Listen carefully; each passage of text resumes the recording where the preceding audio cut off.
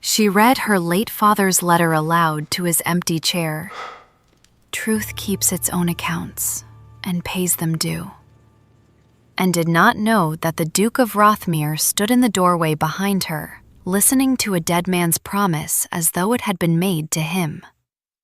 Verity Ashworth had read it every evening for 2 years, always to the same chair, its leather gone soft at the arms where her father's hands had rested a lifetime of quarter days, and she had never once imagined an audience. She did not yet know what the listening would cost her, or what it would buy her. Had she known, she would have read it just the same, in just that voice, steady as a woman balancing a column of figures that must come out even by candlelight. The letter was 3 years old and 4 lines longer than she let herself finish most nights, for the last line asked a question she had no answer to, and so she stopped, as always, at the promise, and folded the paper along creases gone soft as cloth. It was the last week of August, and Rothmere Hall sat under a heat that pressed on the stone like a hand that would not lift. And in 3 weeks, on Michaelmas, the trustees would come to close the 3rd and final year of accounts, by which Mr. Edmund Thorne would be confirmed steward of the estate for the whole of his life, or found wanting and put out of it. Verity had kept those accounts herself, in her father's hand and her own, since the winter he had died of a seizure the physician called grief and the parish called guilt, and she had never once found, in 3 years of her own careful arithmetic, a single figure she could swear to be a lie, though she had never once believed her father had been one. She set the letter in its box, closed the lid, and only then heard the door take a breath behind her. Not a sound exactly, but the absence of one, a held stillness that no draught makes on its own. She turned. He had not moved to hide that he had heard her. That alone told her something about him she would spend the rest of the story learning to trust. "Your Grace," she said, and rose, and smoothed her gray skirt with both hands flat, a gesture that squared her the way other women reached for a fan. "I did not hear you come in."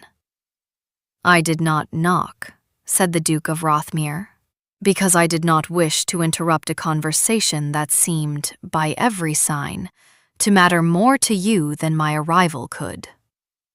He was a tall man, built more like a man who worked than one who owned, with a plainness to his dress that his rank did not require, and a stillness to his face that she recognized at once as the particular quiet of a man keeping a great deal shut behind a small door. "It is only a letter," she said. "I have heard 4 words of it 3 evenings running now," he said. "Though I confess I came tonight meaning only to ask whether the timber accounts were ready for Mr. Thorne's inspection before Michaelmas. I find I no longer remember what I meant to ask." "Then I have cost you a question, sir, and I am sorry for it." "You have cost me nothing," he said. "I begin to think I have been asking the wrong ones for some time." He did not ask whose chair it was. She noticed that, filed it the way she filed a figure that would not balance, to be returned to later, and did not know yet that this was a habit that would save them both. The linnet that nested above the study window had gone quiet with the day's heat, and in its place came the ordinary sounds of a great house settling toward evening. A door somewhere, a dog, the long, low complaint of a cart on gravel, and under all of it, the plain fact that in 3 weeks a man she did not trust would either be confirmed in power over this house for the rest of his natural life, or be examined and found wanting by trustees who had never once looked closely enough to wish him ill.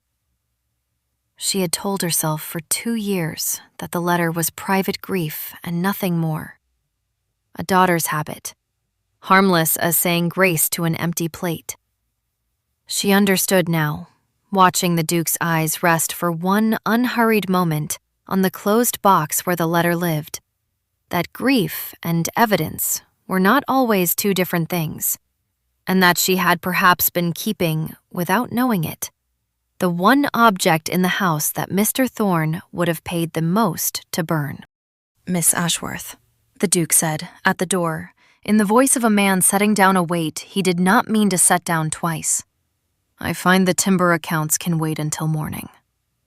He did not ask about the chair again. She would remember, long afterward, that this was the whole of how it began. Not a declaration, not a rescue, but a man choosing not to ask a question whose answer he suspected would matter to him more than he was yet prepared to admit, and a woman closing a box on a promise she had not yet found the courage to finish reading. He returned the following evening at an hour too early for the accounts and too late for excuse, and found her already at the ledgers, and so their first true duel was fought not over feeling, which neither of them mentioned, but over terms, which both of them stated with the plainness of people bargaining at a fair. "I am told you have kept these books since your father's death," the Duke said. "And I am told it, Miss Ashworth, by every voice in this house except your own, which I have never once heard claim credit for anything." "There is little credit in arithmetic, sir. It either balances or it does not." "And does it?" "To the farthing," she said, "for 3 years, though I would not swear to the years before mine, since I did not keep them." "You mean your father's years?" "I mean the years before I understood that I would have to defend them," she said, and did not lower her eyes, though her hands, flat on the desk, pressed once, hard, and stilled.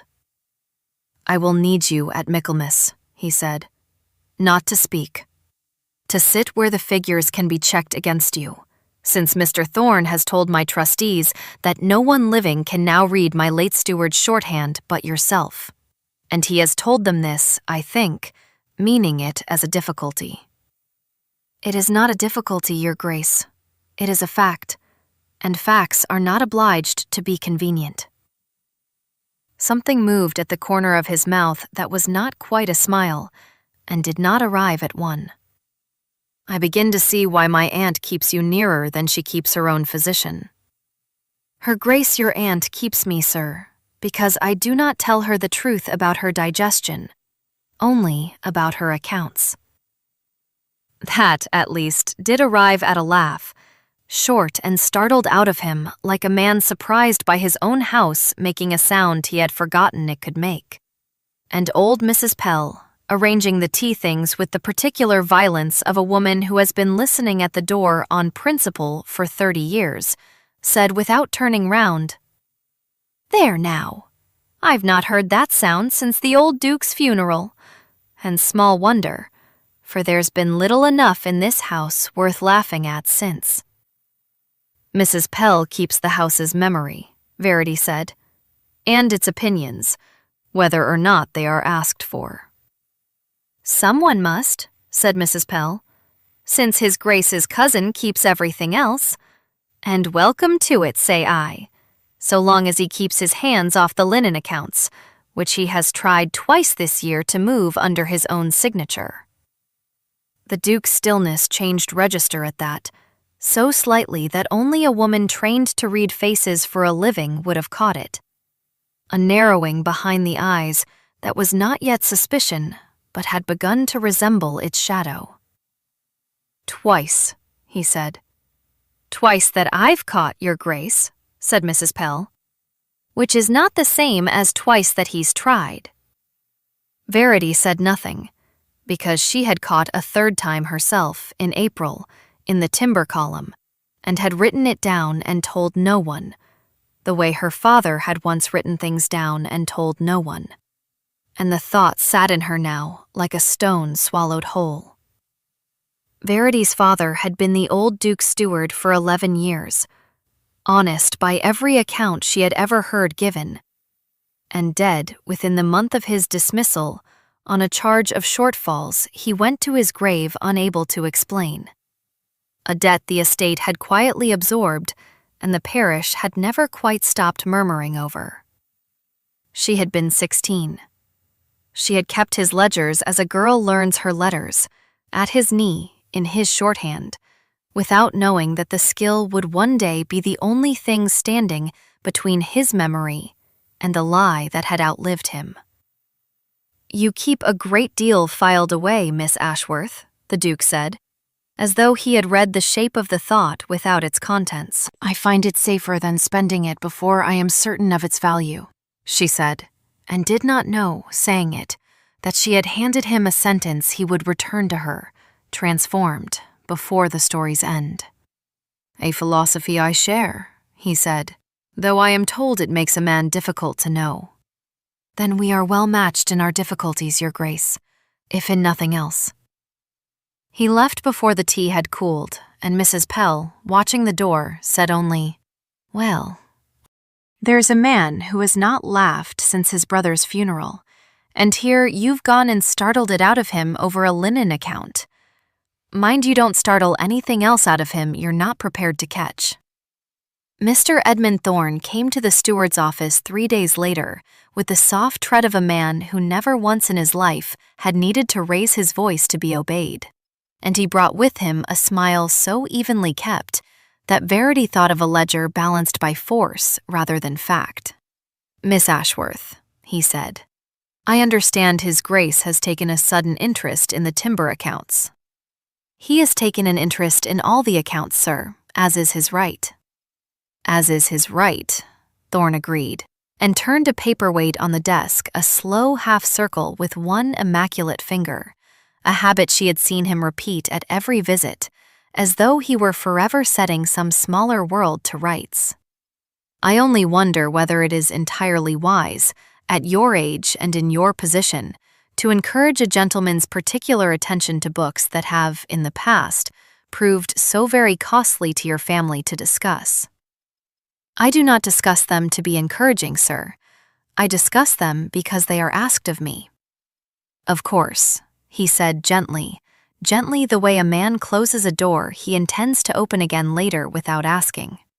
"I should hate for old grief to be disturbed to no purpose.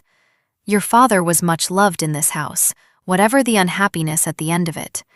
It would grieve me to see his daughter placed where that unhappiness might be raised again, and found, this time, to want a second name attached to it." He left the threat exactly there, unfinished, waited and smiling, and Verity understood before the door had shut behind him that she had just been threatened in the gentlest voice she had heard in that house all year. She sat a long while after, her hands flat on the desk, squaring papers corner to corner though they needed no squaring, and then she opened the timber ledger to April and looked again at the figure she had written down and told no one, a payment to a mill 3 counties distant that no cart from Rothmere had ever, by the stable book, been sent to reach. She copied it into a private hand, folded it small, and put it not in the box with her father's letter, but inside the lining of her own workbox, where a woman keeps what she is not yet ready to name even to herself. Below stairs, the house had already begun to talk, as houses do, of the Duke's new habit of taking his tea in the steward's office, of Mr. Thorne's visits grown suddenly more frequent and considerably less warm, of a wager the second footman had opened in the servants' hall on how many weeks it would be before His Grace found some further pretext to keep Miss Ashworth at his elbow past the accounts. 2 weeks, said the footman, to anyone who would listen, and Mrs. Pell told him to mind his tongue and his wager both, and then privately told Verity that she had put a shilling on 3. Verity did not laugh, though she wanted to, because she had begun, without quite permitting herself the word for it, to notice the particular quality of the silence the Duke kept when he was working beside her, a silence that had nothing withheld in it, unlike every other silence in that house, and she had begun to find she trusted it the way she trusted a column that balanced. That night, she took her father's letter from its box and read as far as she ever read, and stopped again at the line she could not finish, and outside the window, the linnet, disturbed by some small commotion in the ivy, gave one thin cry and went still, and she sat a long time in that stillness with the unfinished sentence in her lap, feeling, for the first time in 2 years, that she was not the only living soul in the house who might one day need to hear the end of it. The night the Duke and Verity sat over the harvest accounts until the candles had burned to stubs was the night she came nearest to telling him everything, and told him only part of it.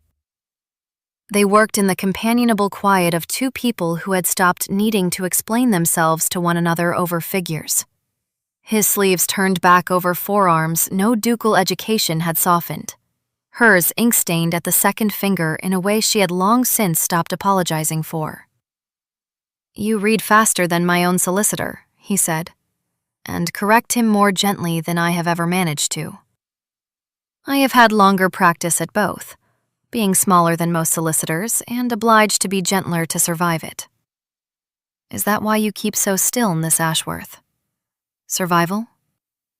The question landed closer to the bone than either of them had intended, and she set her pen down with great care before she answered it. "My father used to say that a woman who is easily overlooked has already won half of every argument before it begins, because no one thinks to defend against her. I found, after he died, that I had rather be overlooked than pitied, and so I practiced it, the way one practices a hand at cards. And now?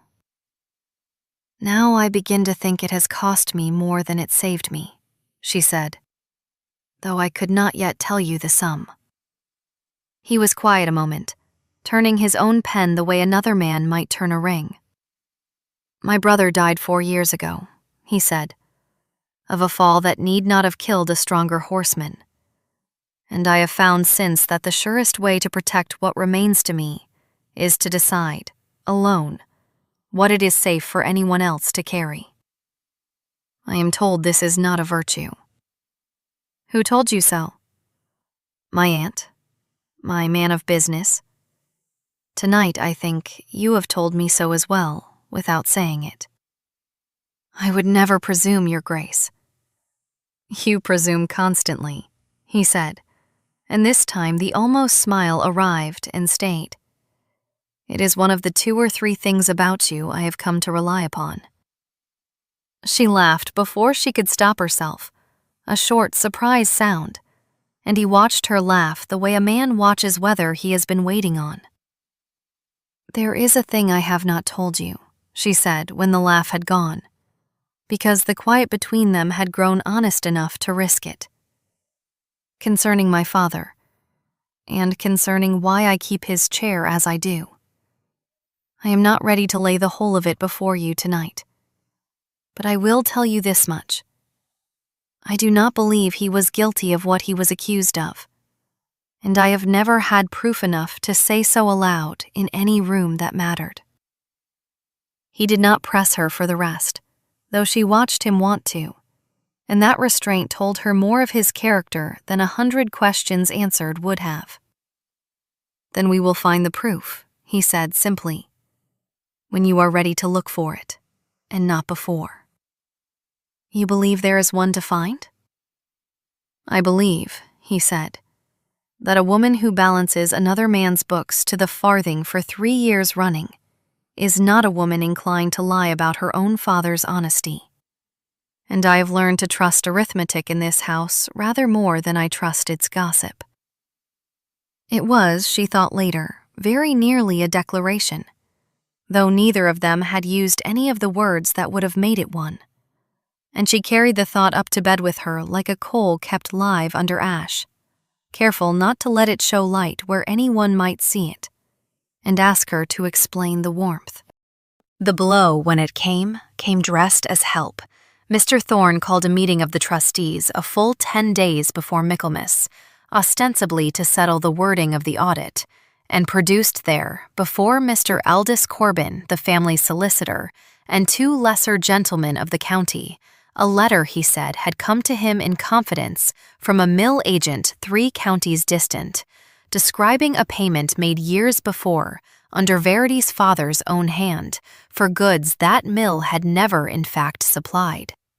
"I bring it forward with the greatest reluctance," Thorne said, turning the paperweight of his voice with the same even hand he turned every other object. and only because Miss Ashworth's continued closeness to the accounts under review makes it, I think, a matter the trustees cannot in conscience overlook. It would grieve me more than any man present to see suspicion fall twice upon one family. But grief is not evidence, and evidence, gentlemen, must be weighed. The Duke read the letter through twice in perfect silence, and Verity watched him read it and understood, from the stillness of his hands, that he was holding back a fury he did not yet trust himself to spend in that room. "This proves my father wrote an entry," she said, when at last she was permitted to speak. "It does not prove the entry was false, only that Mr. Thorne has found a mill agent willing to say so at a convenient distance and a convenient hour." "It proves enough to warrant caution," said Thorne, gently. "And I should hate for caution to be mistaken for cruelty, Miss Ashworth. No one here accuses you of anything. We only observe that the hand which now keeps these books is the same hand that was taught by the one now in question, and that this coincidence, however innocent, cannot be permitted to close an audit unexamined." It was, Verity understood, a very elegant trap. Her own skill, the one asset she had thought entirely her own, turned in a single sentence into the instrument of her father's second ruin, and very possibly her own first one. "I do not ask to be believed, sir," she said, into the room's uncomfortable quiet, her hands flat on the table before her, squared corner to corner. "I ask to be heard, and to be judged by the figures themselves, which have not changed their nature merely because someone has found it convenient to distrust the woman who reads them." Mr. Corbin, who had said little, said now mildly that the audit would proceed as planned, on Michaelmas, and that all documents, old and new, would be examined together and not selectively. It was not a victory, but it was not the defeat Thorne had wanted either, and Verity saw, for one unguarded instant, something flicker behind his composure that was not quite anger and not quite fear, but close cousin to both. That night, the Duke found her in the steward's office long after the candles should have been out, sitting with her father's box open before her and the letter unread in her lap.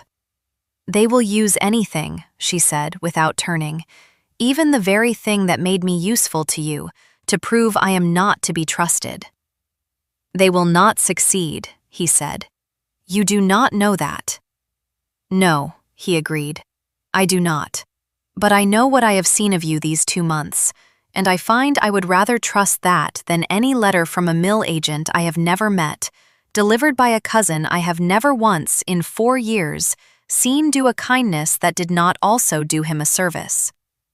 It was the nearest he had come yet to naming Thorne outright, and the naming, once begun, could not now be unsaid by either of them, and the room felt, for the first time, like a room in which a clock had begun, audibly, to run down toward Michaelmas.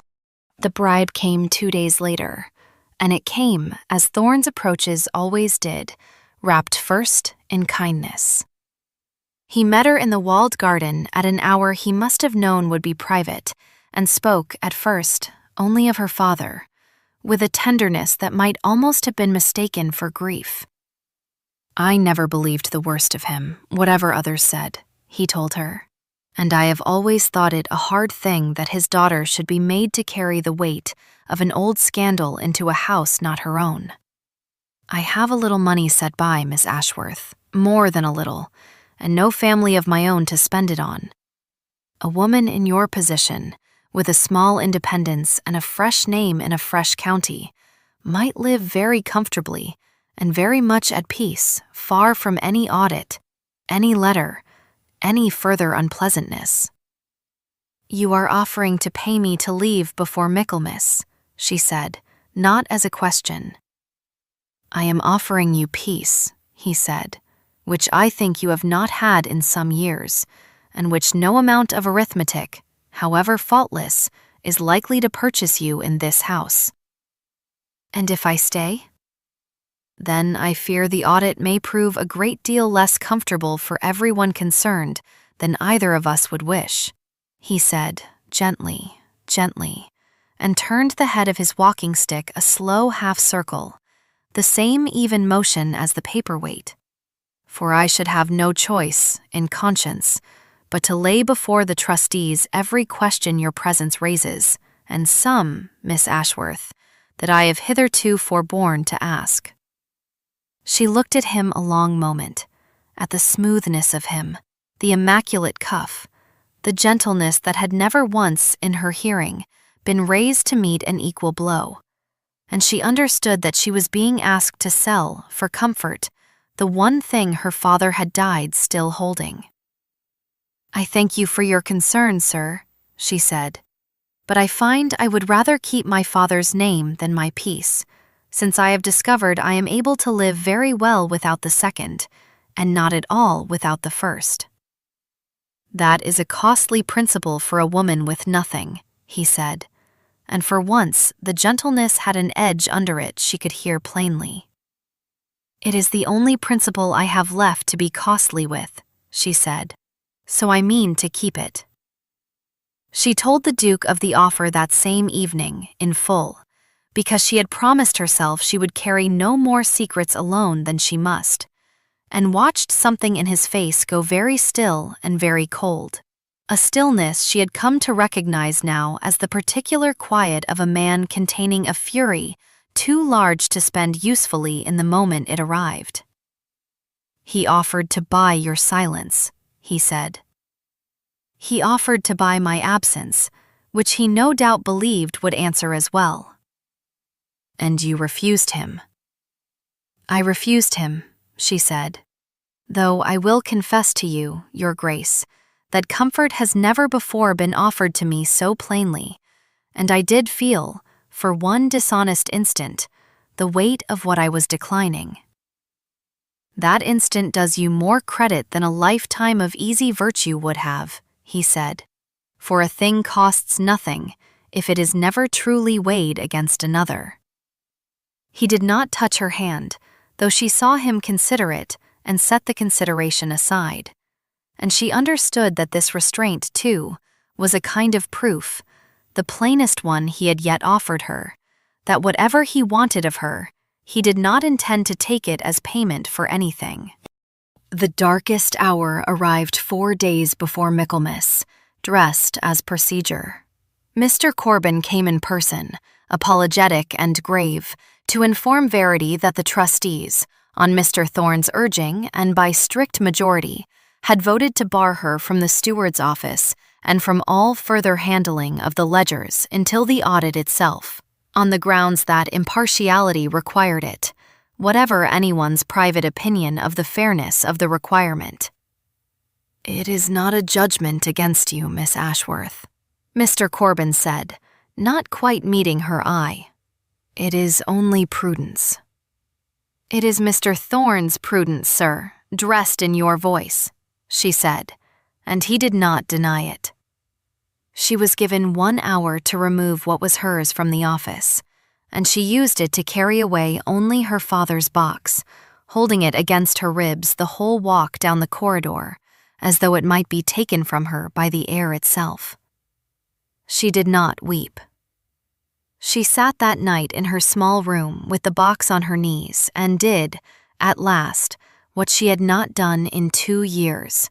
She read the letter to its final unfinished line, aloud, to no chair at all, and heard her father's voice in her own as she read the words she had always stopped short of.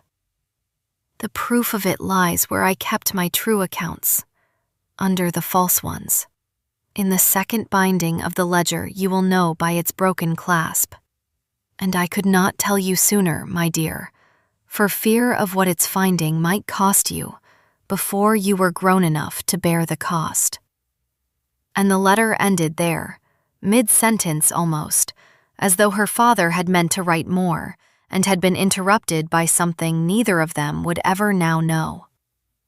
She sat a long while with the sentence in her lap, understanding at last why she had never been able to finish it. It was not an ending, it was a door, left standing open for her to walk through when she was ready, and her father, dying, had trusted that she one day would be. A knock came at her door near midnight, so soft she nearly did not hear it over her own held breath, and it was Mrs. Pell, with a candle and a face gone unusually serious. "There's a boy come from the old under-steward, Tam Ferris, that was turned off the same year as your father, and never spoke of it since," Mrs. Pell said. "He's had a letter these 3 years he was told to keep, and never open unless your father's name was raised again in trouble. And it's been raised again, hasn't it, my dear? Plain enough for the whole house to see. He's asking will you receive him, tonight, quiet, before the trustees come." Verity stood and set the box down, and found her hands, for once, entirely steady. "I will receive him," she said. "And Mrs. Pell? I believe I know now where my father's true ledger lies. I could not find the courage to look until tonight." "Then it is a fine night to have found it," said Mrs. Pell, "seeing as we've a scant 4 days left to prove it before that smiling devil signs his own name over the whole of Rothmere for the rest of his natural life." The withheld question sat between them, unspoken but entirely understood. Whether 4 days and one old ledger with a broken clasp would be proof enough against a man who had spent years learning to make his lies look exactly like prudence. Tam Ferris came at midnight with a face weathered by 3-year silence and a letter he had kept unopened out of a loyalty that had cost him, Verity understood at once, nearly everything a man of his station had to give. He confirmed what her father's letter had promised, that the false entries laid against the old steward had been written not by him, but over his true figures, in a second binding sewn beneath the ledger's outer boards, a trick her father had used for years to keep his honest accounts safe from a house he had already begun, before his death, to distrust. "He asked me to carry word to whoever came asking after him honestly," Tam said, "and to no one else, for he said the wrong ears would only see it burned before it could be read." They found the ledger before dawn in the old steward's trunk in the box room, its clasp broken exactly as the letter promised, and beneath the false outer pages, in her father's unmistakable hand, 3 years of true figures that matched, entry for entry, the discrepancies Verity herself had quietly recorded in April. The timber payments to a mill that did not exist, routed instead into an account her father's cipher named, plainly, by initials that were not her father's own. Mrs. Pell told the whole of it by morning, performed the one decisive act of quiet courage the story would ask of her. She carried the ledger herself, wrapped in a work basket beneath a false bottom of mending, past Thorne's own man posted at the servants' stair, on some pretext of watching for thieves, and delivered it into the Duke's hands, with nothing more dramatic to say than, "Mind you don't leave that lying about where a certain gentleman's valet might take an interest in your linen." The Duke read it standing, and Verity watched the stillness in him break, just once, into something that was not quite triumph and not quite grief, a fury finally given somewhere honest to go. "He let your father die believing himself ruined," he said, "and let me grow up believing my own steward a thief, to save the cost of his own theft being counted. He believed no one would ever look past the outer binding," Verity said, "because no one but my father, and now myself, had ever been taught to look for the seam." They summoned Mr. Corbin that same morning, in strictest confidence, and laid the ledger before him, and watched a man normally cautious to a fault go pale and then very quiet, turning pages with the particular reverence of a man realizing he had nearly signed his name to another man's crime. "This changes the audit considerably," he said. "This must be laid before the full body of trustees, and before witnesses enough that no one may later claim it was suppressed or invented." "Then let it be laid at Michaelmas itself," the Duke said, "before every witness Mr. Thorne himself has summoned to confirm him, so that the confirming and the unmasking may be the very same hour. Verity, hearing this, felt for the first time in 2 years something loosen in her chest that she had not known, until it eased, how tightly she had been holding. That afternoon, crossing the hall, she passed Thorn himself and saw upon his face, for one unguarded instant, the first hairline crack she had ever seen in his composure. Not fear exactly, but the flicker of a man who has begun, faintly, to suspect that the ground beneath his careful arithmetic has shifted, though he cannot yet say how or how much. Michaelmas came in bright, still weather, the linnets singing once above the study window as the household gathered in the long hall where the old Duke's portrait had watched 3 generations of quarter days pass beneath it. The trustees sat, Mr. Corbin at their center. Miss Honora Price, whom society had long expected the Duke to marry, sat near the back beside her mother, composed and pale. Thorn stood near the fire with his usual immaculate calm, the paperweight of his manner turned once, twice as the room settled. "We are gathered," Mr. Corbin began, "to confirm the accounts of the estate of Rothmere for the 3rd and final year, and with them, per the late Duke's will, the permanent stewardship of Mr. Edmund Thorn."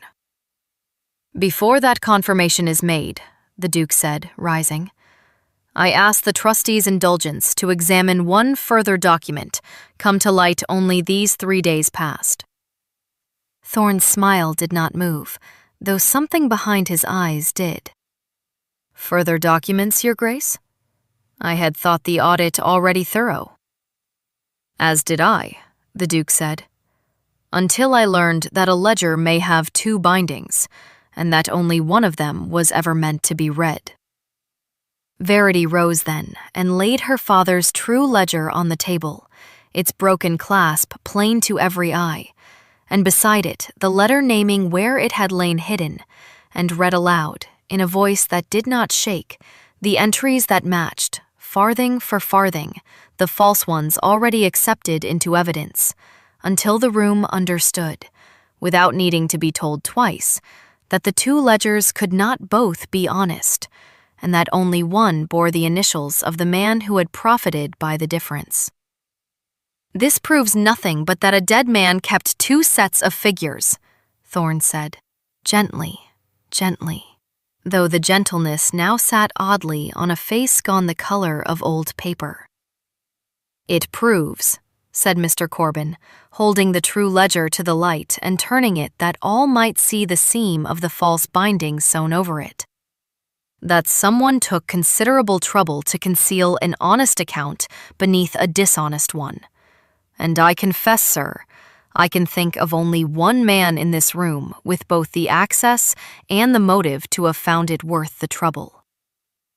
Into the silence that followed, Tam Ferris stepped forward and told, plainly, what he had carried 3 years unspoken, and Mr. Sowerby, the estate's young underclerk, called forward to confirm certain entries in his own hand, went first white, and then under one precise question from Mr. Corbin.